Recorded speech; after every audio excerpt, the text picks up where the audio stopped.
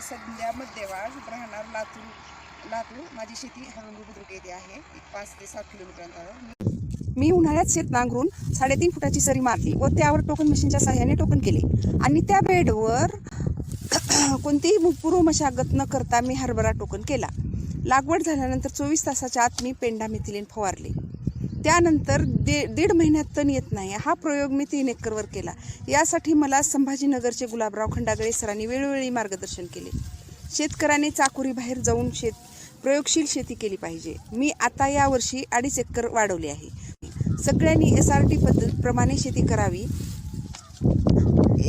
याप्रमाणे शेती करणे म्हणजे मोठ्या क्रांतीची छोटी सुरुवात करणे आहे. आपल्याला SRT हा परी सापडला आहे. आपण जमिनीला म्हणलं पाहिजे, तू खालचा भाग घे, आम्ही वरचा भाग घेतो. आपण पिकाला जर गादी केली तर पीक आपल्याला गादीवर बसवेल.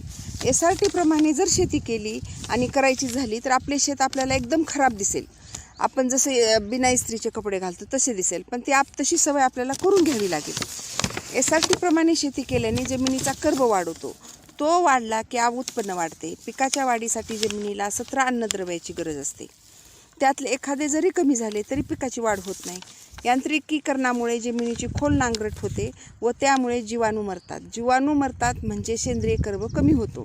कर्ब कमी झाल्यामुळे पाणी जमिनीत मुरत नाही. आपण जमीन नांगरतो म्हणजे अक्षरशः जमीन नांगरतो आणि गवत जाळतो म्हणजे सेंद्रिय कर्ब कमी होतो आणि आपण गवत जाळतो म्हणजे अक्षरशः पैसा जाळतो.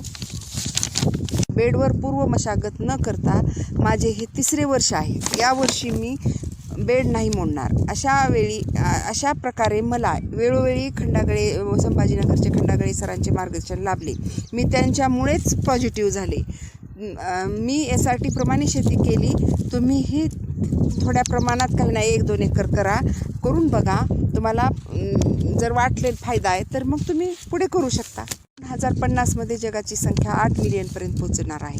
एवढ्या मोठ्या लोकांची भूक भागवायची असेल तर आपल्याला SRT हा पर्याय गवसला आहे. बेडवर पूर्व मशागत न करता माझे हे 3रे वर्ष आहे. यावर्षी मी बेड नाही मोडणार. अशा प्रकारे मला वेळोवेळी संभाजीनगरचे खंडागळे सरांचे मार्गदर्शन लाभले.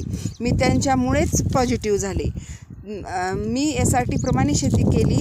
तुम्हीही थोड्या प्रमाणात काही नाही 1-2 एकर करून बघा.